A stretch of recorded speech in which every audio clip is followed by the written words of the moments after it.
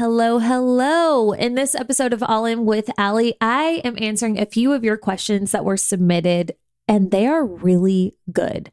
I'm actually really excited to dive into these. Sometimes questions that I get can be a little, feel like they could be better, but these are on point. So in this episode, we're going to be discussing a few different things. Number one, the possible connection between how well your business does versus how well your most important relationships are doing. Are they connected? Does one affect the other? We're also going to be discussing if it's possible to make good money and be, quote, successful with a very small audience. We're going to be talking about things that I personally see other business owners doing online that I think might be hurting their business. We'll be discussing the battle, or what seems sometimes like a battle, between motherhood and entrepreneurship. And is there a balance? If so, how do we achieve that? And more. So stay tuned.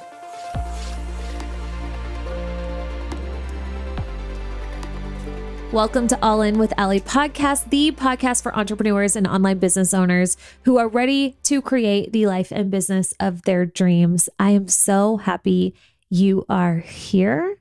I hope you are having a fabulous week so far, whenever you are choosing to tune into this.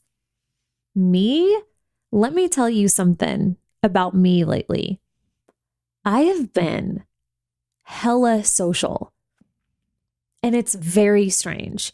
I'm somebody who, I wouldn't say I pride myself being introverted, because a lot of times it's kind of a pain in the ass, but I'm pretty introverted. I don't tend to go out a lot socially and do a lot of social things, especially back to back. But lately, you would not believe that, because I'm out there. I'm doing the things. I think it's probably a summer thing, right? It's got to be a summer thing, because in the winter, I don't behave this way. That's not just, it's not my style.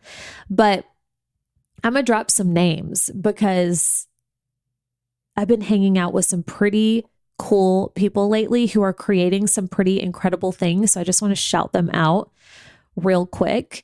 But last Friday, also to just give you a picture of how social I've been. Not that you care. Nobody cares. But I'm impressed with myself, okay? So last Friday, I got to go to a birthday celebration for Julie Solomon, the host of the Influencer podcast. Shout out, Julie, the OG influencer coach and mentor. The day before yesterday, I traveled down to Athens, Georgia, to be on Brittany Sjogren's podcast, Life with Loverly. So she's at Loverly Gray. I know many of you follow her. Many of you love her, as do I. She is absolutely incredible, so talented, so good at what she does. Also, OG, literal influencer.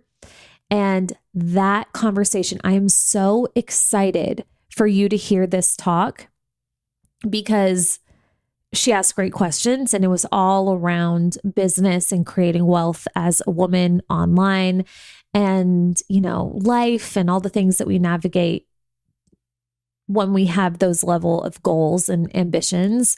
So I'm very excited. Again, that's going to be on her podcast, Life with Loverly. So please, if you're not subscribed, go subscribe, because I'm not sure when that will be out, but it will be out soon. I will link Brittany's episode that she did with me. This was a year ago, maybe a little over a year ago. She came on this podcast back when it was Six Figure Influencer. And she gave her whole background on how she got started in her business. And her story is incredible. And even since then, she's just a rocket ship growing. So anyway, I'll link that episode, because we're going to be having her back here soon for a part 2 on what she's been up to and how she's navigating the season that she's in. So I came back home from that late last night. I'm back with my family. I'm very happy about that. And right after I record this, I'm headed to lunch with Kelly Brock, which again, I know many of you know and love Kelly Brock, and Kate Howard, my podcast person. She and Philip do all the things for the podcast, producer, editor. I don't even know what you would call it, but me, her, Kate, and Kelly Brock are getting lunch together. And I mean, I'm just very proud of the circle of women that I've been vibing with lately. I'm very connected to a ton of incredible, talented women. That's like a goal in my life, is just to stay connected to people that are way cooler and doing bigger things than me. But it's just like lately, I've gotten very lucky with the chicks in my life. And I'm very thankful for that. And I think, that's something that is worth mentioning. I set an intention not long ago to make more girlfriends in this industry, whether it be podcasting or coaching or just online business in general. I have incredible girlfriends that I've known for years, literally since elementary school to throughout college, like my best girlfriends. But you also need, and I'm saying that intentionally, I do think you also need a good circle of people who get it, who get what it is that you do in your day-to-day life and what you're struggling with, what, the decisions that you're navigating, the goals that you're setting. Not everybody gets that. So even when they really try, so anyway, I'm proud of myself. I've got some cool girlies in my world. So anyway, super social, but now it's time to get down to business because this podcast was due days ago and I've been traveling. So let's get to it. So like I said, these questions were submitted a while ago. I asked for these questions a while ago and I just hadn't I forgot that I did. So I was like, oh wait, I asked for questions not long ago. And I went and I looked and they were fantastic. So if you submitted one or, however many of these questions, thank you so much.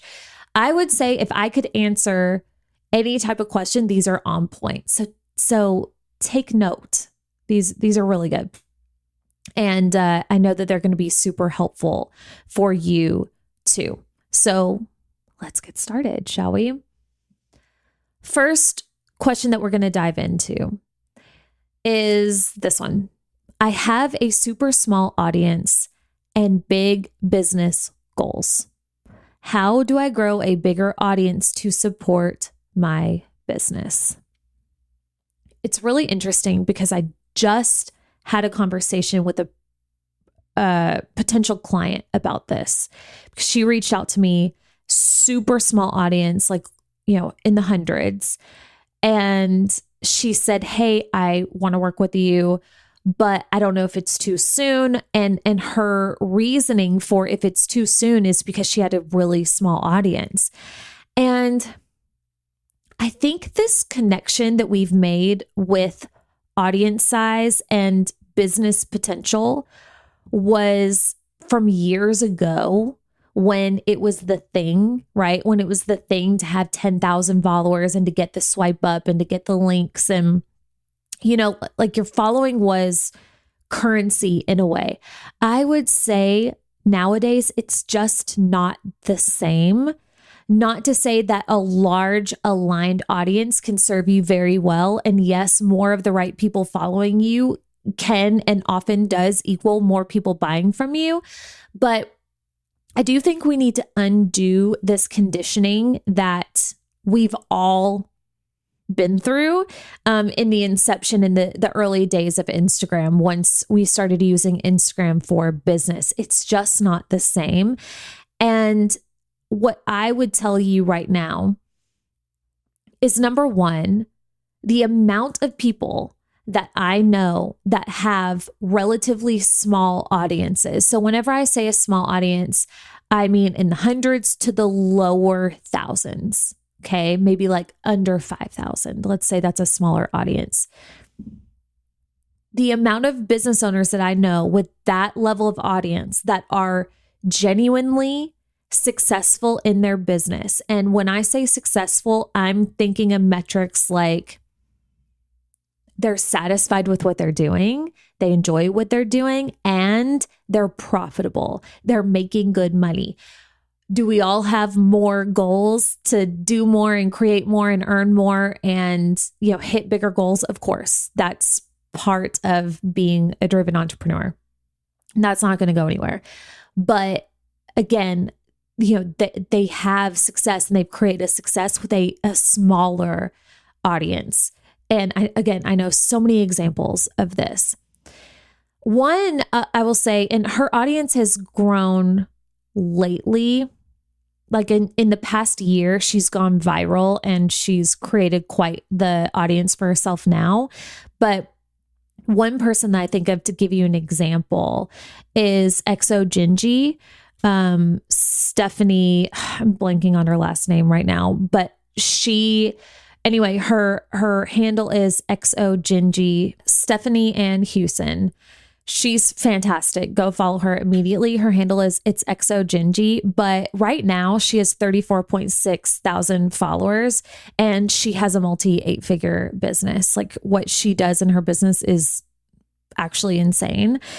And I remember, it was only a year ago. I want to say she had, don't quote me on this, but I think like around 3 or 5,000 followers. Nothing crazy. And she's been doing this level of revenue for years now. So when I think of somebody who is proof of this, I always think of her first. And there's many other examples. So anyway, the proof is out there. But also, I will say as somebody with, I think it's 36,000, something like that followers.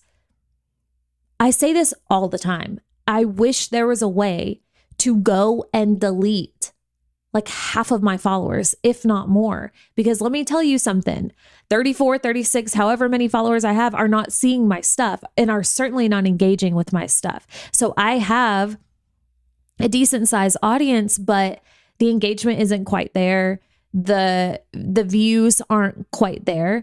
And I do very well for myself as well. So all that to say, we want to start looking for examples like this. Like if you have a smaller audience for yourself, go find examples of people who are doing the damn thing, because what's more important than the number of followers is the engagement and the connection and the like, know, and trust within your circle.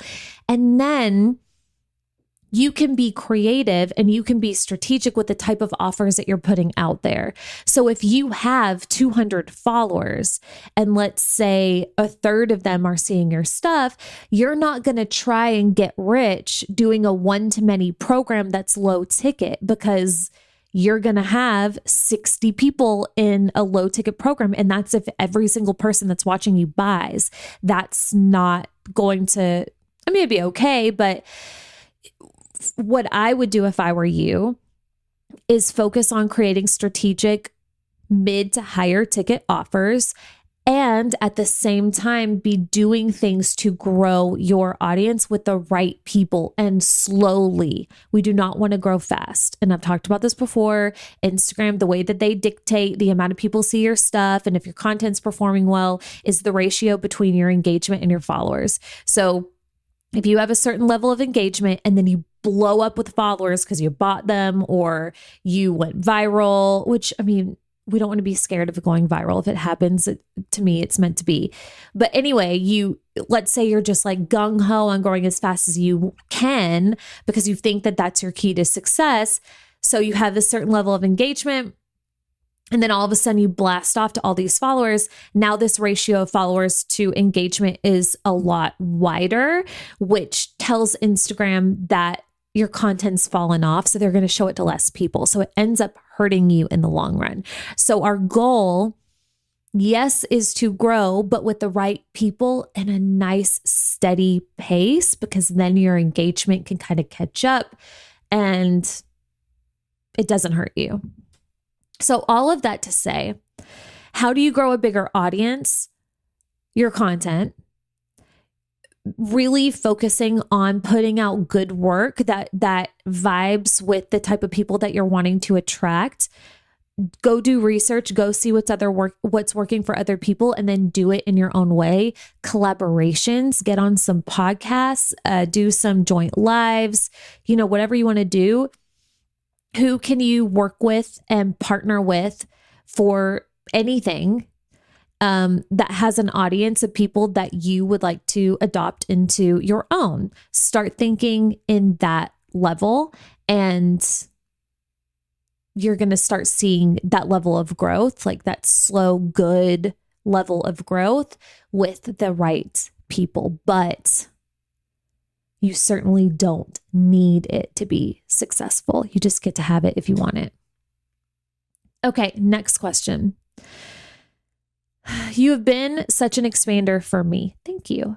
What is the next level for you that you are actively working toward? This is a good question. So,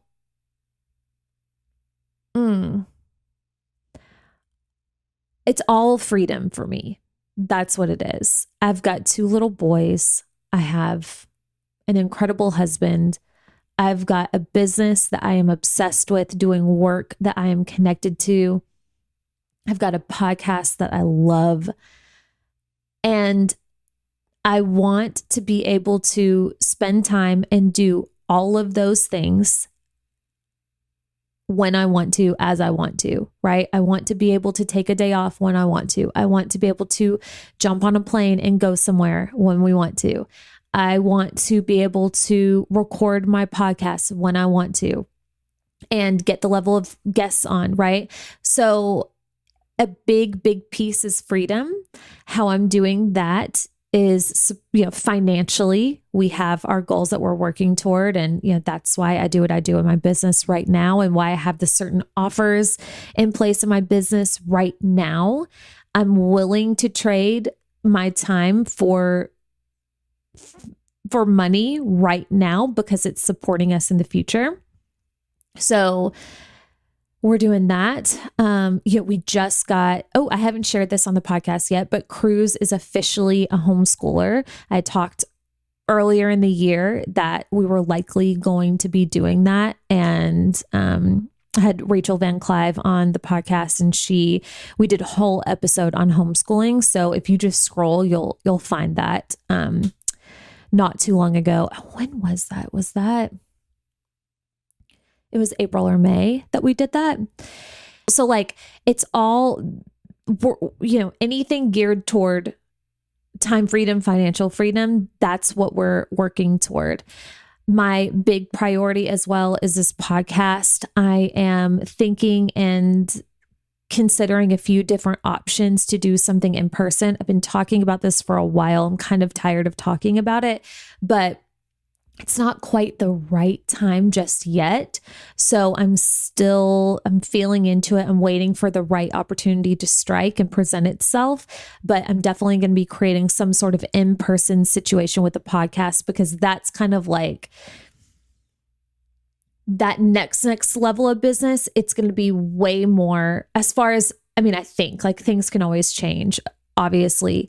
But from my limited perspective right now, my business, a big portion of my business will be through the podcast. So I won't be coaching as much in the future. I would imagine it will be, a lot more podcasts, ads, that kind of thing. So, getting the ball rolling on some of those things.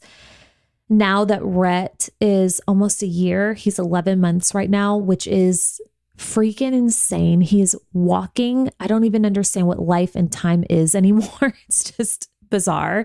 But now that he's getting a little bit older, we're going to be traveling more. So those are the things that we're looking forward to. Is I just want to be an example for you of what's possible, of what business in today's day and age can look like how good it can get, how fun you can have, how hands-on you can be in your business and in your family. And, whether that looks like traveling or whatever, it's going to look different for all of us. So that is what I'm actively working toward over here personally. Next question. I am also in a season of young kids. I'm constantly battling, wanting to do all of the things with them well and grow my business. I find myself feeling frustrated because I feel like I'm constantly falling short in one or both areas. How do you balance? Wow. I just had this conversation yesterday in my mastermind. But it makes sense though, because if you have kids, this is going, and you have a business or just a career that you are passionate about, this is going to be something that comes up for you. And this is something that I certainly have not nailed myself. I am, just like the question said, in a season of young kids.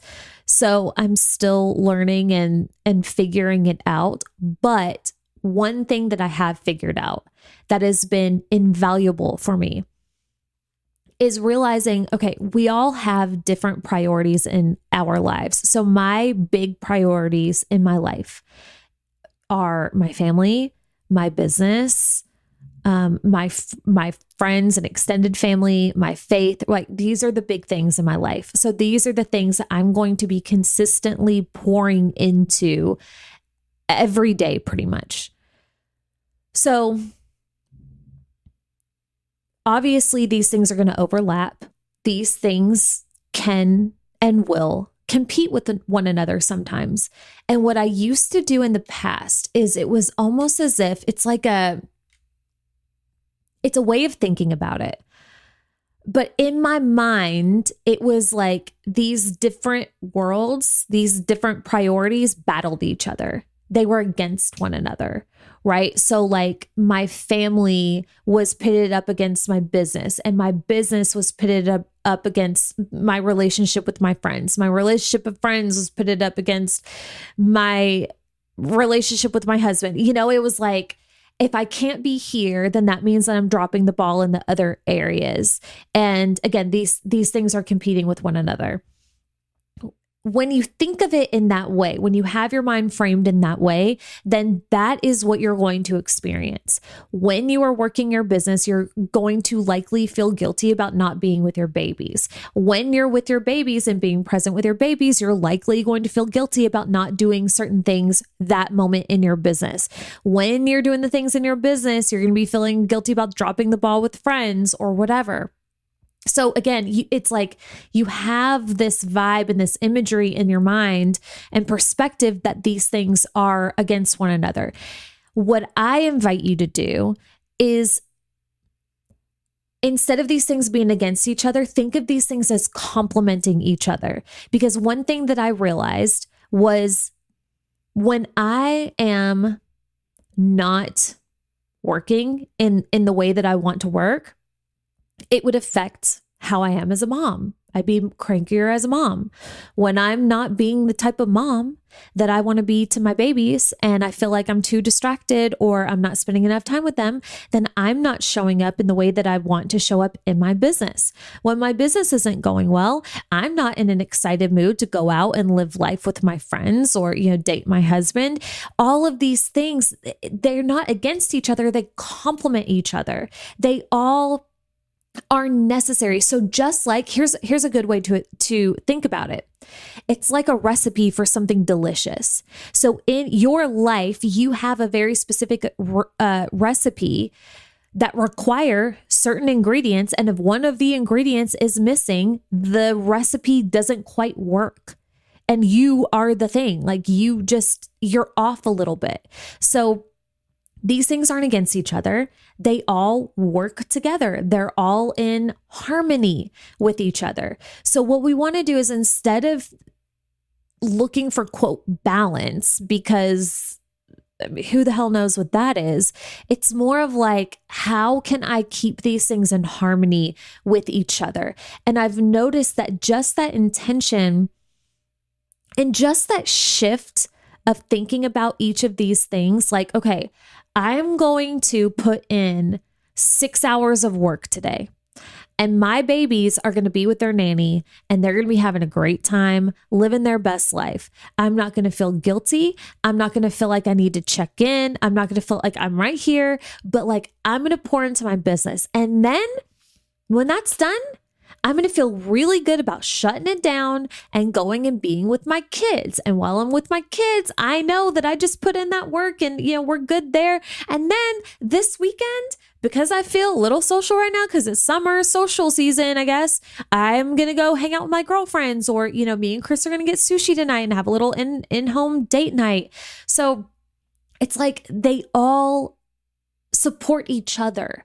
That's what we want to see. So I just invite you to do that, to do that little mental shift with these things.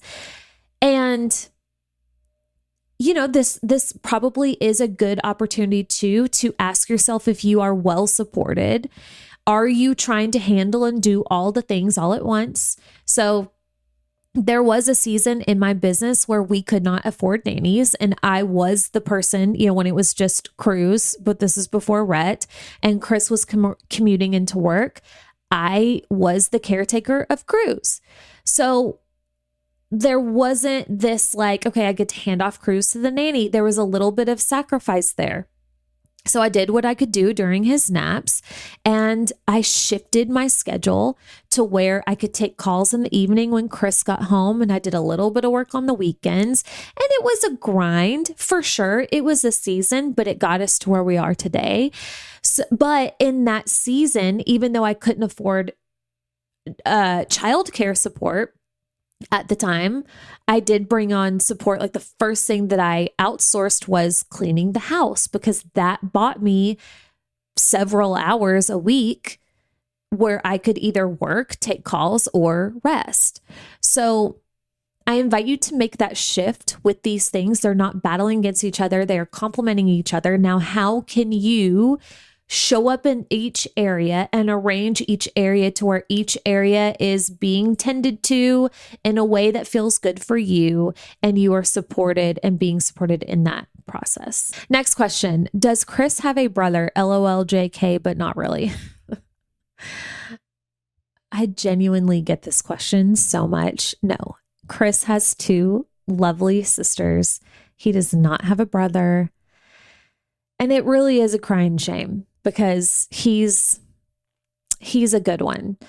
I actually talked about how I manifested Chris into my life, because I genuinely did. I'm not just saying like he just showed up out of nowhere and I wanted that to happen. Like I did something very specific months before he flowed into my life.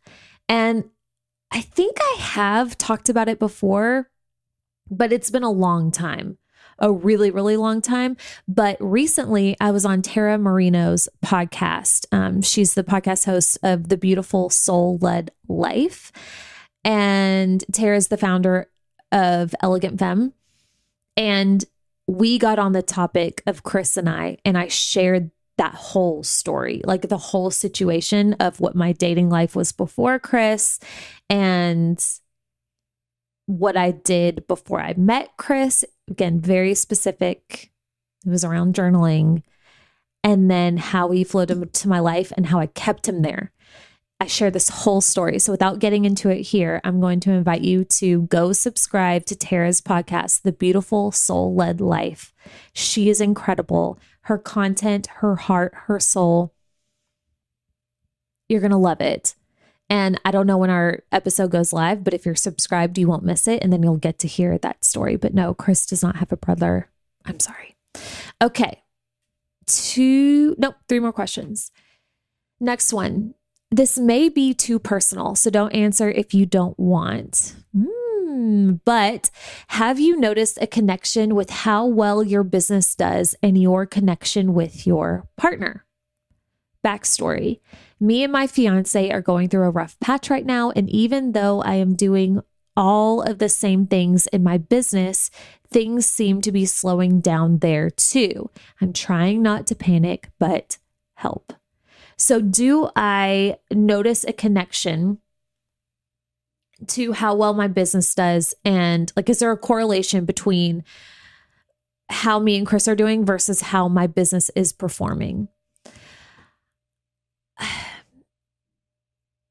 I want to say, of course there is, because we are the leaders of our brand. We are And with online business, if you're doing it in a way similar to where I am, we are the brand, we're the marketers, we are the salespeople, we are the creator of the thing. Like a lot of us are doing all of these things, and people are following us and people are buying from us and working with us because of who we are. So I don't know about you, but I am different when me and Chris are not doing well. I am no doubt affected on an energetic level, even if superficially I'm acting like everything's fine. He's my number one guy.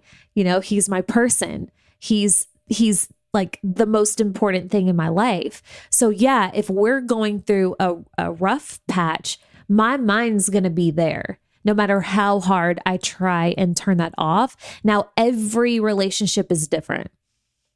So I would say there probably is something there. I think it's also fair to ask yourself and go deeper into like, why? If there was a reason for the rough patch, what's the deal? Is it something that happened externally that now is affecting the relationship? Is it stress? Is it something going on with you? Are you guys just not really vibing and you're kind of, I don't know, in a season where you're not in flow with each other? I would look into that and maybe see if there's something there, because that will also likely tell you what's going on in your business. So there's been seasons where, like, I feel like anytime Chris and I are going through, a season, usually it's because we haven't been connecting we haven't been as intentional with our time lately, right? We're not big, like we're not the couple that has to do the weekly date night. We've got 2 small kids. I don't even know how that's possible. Nor do we want to do weekly date nights, but we date at home. We like make sure we have dinner together and, cute things like that. But we find you find the time to connect with your person. So I've noticed that like a lot of times that we're in that season, it's because we've lost track of that, because he's so caught up with work. I'm so caught up with work.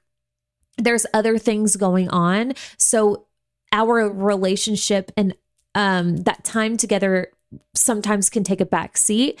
And I've noticed it's those times when we've lost that super intentional connection with each other that we're a little bit more cranky. We're a little more short with each other.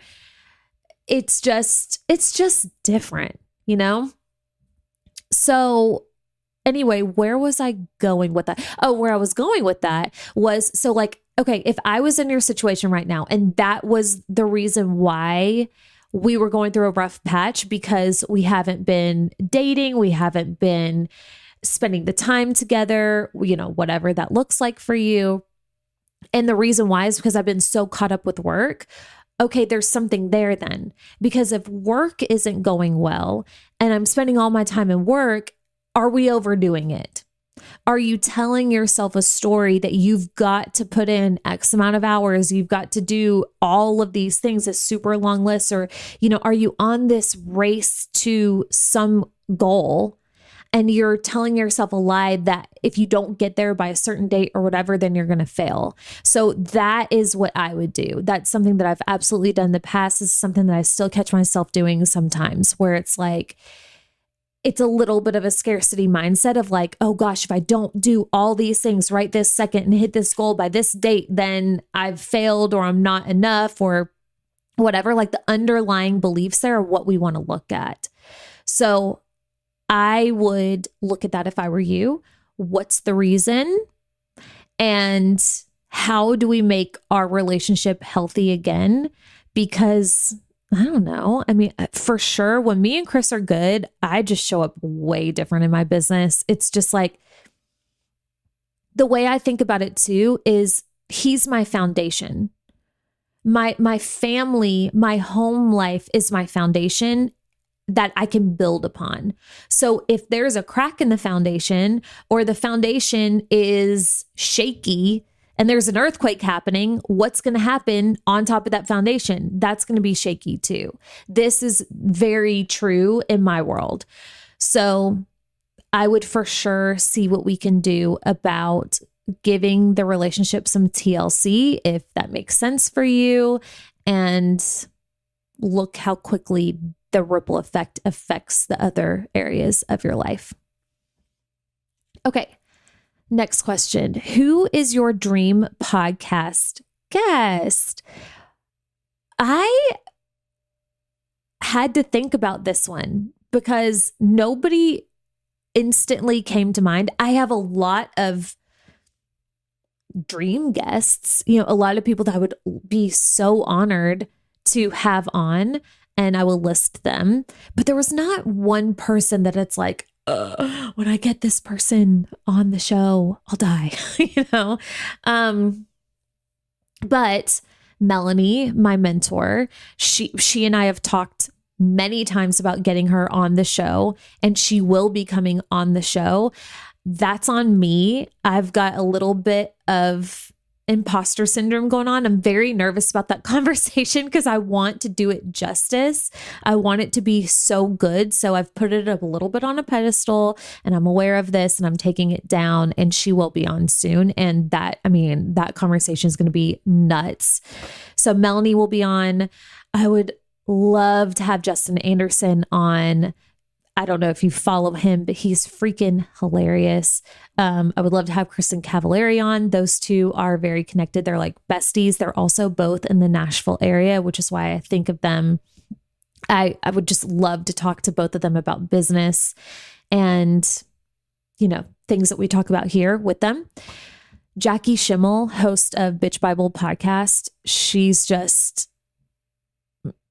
nobody's funnier in my mind. She's so damn funny. And I would love to talk to her about how she is able to do her so unapologetically and in the way that she does, because nobody does it better, in my opinion. She genuinely gives 0 Fs, and I love that for her.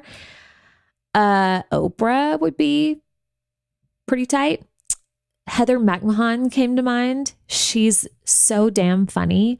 So I could go on and on. I definitely have dream podcast guests. There's not one, but I've got a lot. I'd be so honored. Last question, and we'll call it a day. What's one thing you see business owners do online that hurts their business? I've got a few things for you. Number 1. Over-explaining, over-apologizing. Here's what I mean. When somebody writes a caption and they're giving a hot take and they're like, but if you think blah, blah, blah, or I'm not saying blah, blah, blah. It's okay to make one caveat or whatever. And by the way, who cares what do you? This is just my opinion. And I used to do this too, but there's a fine line between saying okay, here's a little bit of clarification on what I'm saying, and drowning out and watering down the message with over clarification, over explaining. That's just showing that we're trying too hard to appease too many different people. We're afraid that we're going to piss some people off. And when you're saying something bold, opinionated, powerful, you're going to piss some people off. So I think any kind of over-explaining, it's become a little bit of a pet peeve of mine when I see women post a photo or post something on their stories and they're like, don't mind my manicure, I'm getting my nails done tomorrow, or messy mirror, I know, or sorry, I haven't gotten ready today, or don't mind that pile of laundry in the back. They're like pointing to the tiny little thing that they clearly think is, quote, wrong in the picture, that they think we're going to notice and we're going to judge them for. And it drives me freaking insane. Number 1, because you're drawing our attention to it. If you don't want us to see, chances are we're probably not even going to notice or even think about it. So this thing that you're clearly insecure about, you're drawing our attention to it. And then number two, it just feels insecure to me. And I see this because I used to do this myself. So I'm totally calling myself out. I've gotten a lot better over this, but now because I've done the work myself with this, I see a lot of other people doing this a lot. And I just wish as women we'd stop. Just who cares? Who freaking cares? You don't owe a perfect anything to anybody. That's not a thing anyway. Second thing I see people doing that hurts their business is not being themselves. You can kind of tell. And again, all of these things, guys, I still get caught up in, which is why I can call these out because I've been there. But yeah, not being themselves. You can kind of feel when somebody is trying a little too hard or trying to be a little like somebody else because what they're doing is succeeding.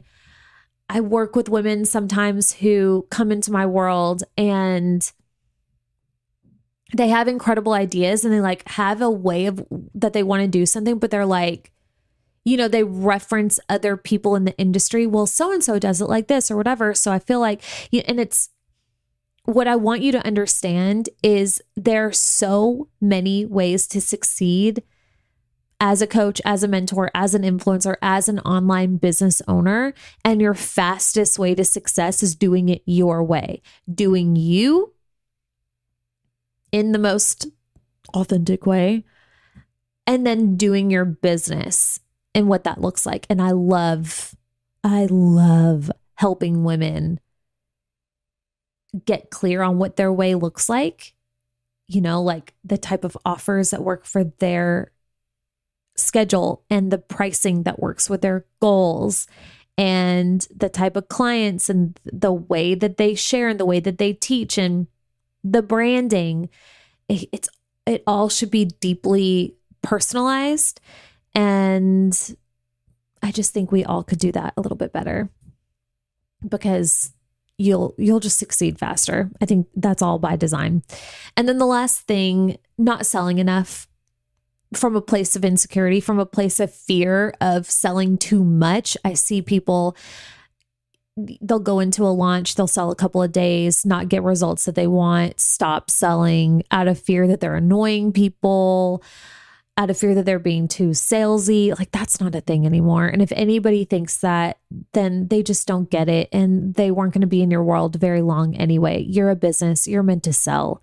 Okay. Go look at any store. They're never going to stop selling to you. So our businesses are the same. Not to say that you have to sell every single day by any means. There are some people who have incredibly successful businesses and they launch a couple of times a year and they don't sell in between. That's great. But if you don't got it like that, you need to be selling to stay in business. So any kind of fear around that, we got to get rid of it because it's hurting us. So that's what I see. But anyway, that is all that I have for you all today. Good questions, right? I enjoyed those. I was happy to see those. If you want to submit your own question, you can always do this on Instagram at Allie I. Reeves. Just DM me, put podcast topic, question, whatever at the top, and I'll screenshot it. And we'll do another one of these when I have a few more racked up. But I love you. I hope you have a fantastic rest of your day. I'm going to go get lunch. Have a good one. Bye.